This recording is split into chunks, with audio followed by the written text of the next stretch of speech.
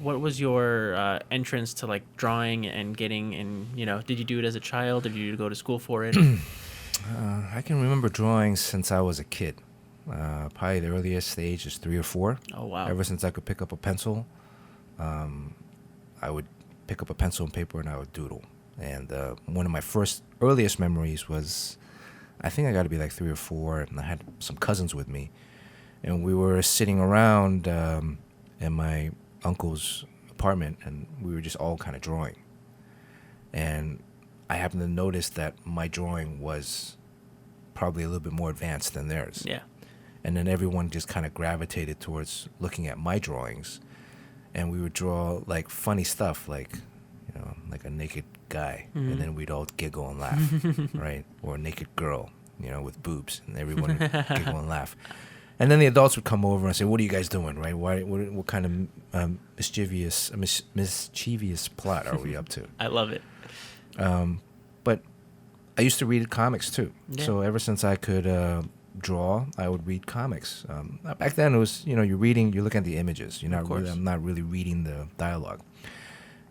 Growing up in Taiwan, we had a lot of Japanese manga and Chinese, like Hong Kong, particularly Hong Kong comics.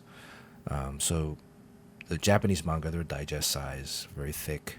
I'd get like 1 or 2 every now and then, and just sit and read that over and over again, looking at the images. And I could tell kind of what's going on in the story and the excitement and the fun, and try to replicate that. There was another book called Lao Fuzi, which is a Hong Kong book. It's just like a cartoon strip, individual 6-panel, 4-panel stories about a guy and like 2 buddies getting into trouble, trying to meet girls or meeting aliens or whatever it was. And most of the stories didn't have any dialogue at all, but it's just pictures. And so looking at the pictures, you can understand the humor and the action and everything. Yeah, you can that's understand the going, story with just the images. So I think that's always been a big part of my foundation. When my family immigrated to the States, I was 6, so it was first grade. Oh, wow. And I can remember first grade, it was in Indiana, so we had like a show and tell. So I didn't speak any English at the time. But the show and tell, like, I kind of figured out what it was, and then so I went home and I did a drawing of Superman. And so that became my, like, because when I came to the States, then whenever my mother would go to the supermarket or drugstore, I'd just camp out at the comic book rack and just read, one tier each week, and then the other tier, and then by the end of the month, there's a whole new, all new, all books. And American comics was great. It was a little very different than Asian comics. I mean, it's very superhero-esque. Yeah. But there was also, like, I read, like, Richie Rich, Scooby-Doo. Whatever was on the rack, I would read. Mad Magazine, Cracked Magazine. I read all of it, too. I'm with you.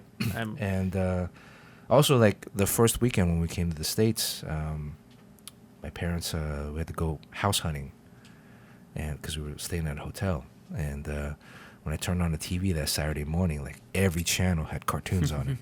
So I was like, just lock the door. Yeah. Let me stay in. You guys, do whatever you want. So I think comics, cartoon, drawing, that kind of visual art, illustration, always been a tremendous fan of. Yeah. And then the other love that I have is maybe sports. Mm-hmm. So I would, the other thing I would do is I would watch like football or baseball, and then I would, after the game was over, I'd redraw scenes from the game or draw my own scenes. Whoa, that's cool. Or we'd go watch a movie, and then I'd come back home and redraw parts of the movie. Parts of the movie, or redraw new parts of the movie that we didn't see. Oh, that's awesome. So, like, I remember, I think it was like 5th or 6th grade, Return of the Jedi came out. And they had that big, space battle scene outside of the Death Star. And so I would draw various scenes that, the most iconic was when I think Han Solo and the Millennium Falcon was flying into the field of TIE fighters coming right at him. But then I would draw other scenes of that battle from other camera angles. Oh, that's so much fun. Yeah, so, and that kept me out of trouble, too, because, those drawings take a lot of time. Long time. Right, yeah. And a lot of it was also from memory. or like magazines. So Yeah. I'd get like a Starlog magazine or something, and they'd have all these pictures of the, X-wing, or they had like Battlestar Galactica. I love the Vipers, so I'd do all these kind of drawings from magazine pictures or from memory. Wow. And I think a lot of the memory was a great kind of tool because I taught myself to like look at stuff and absorb things visually Of course. and try to like I don't have a what do they call it that memory where Photographic I don't have memory. a photographic memory in a particular way where I can memorize everything exactly, but I have a absorbic memory. Yeah. Where You take the important details and you remember them and you're able to replicate I think them. I focus on particular details of the space, and another thing is like whenever I travel or go anywhere, I don't take a lot of pictures. Yeah. I actually prefer to just be in the moment and examine like all the details, as opposed to, Taking a picture yeah, and saving because it a to lot of look at times it. when you're taking a picture, you're not really looking at the space. Yeah. You say, oh, this looks okay, good, and you take it and you figure out, oh, I'll look at it later.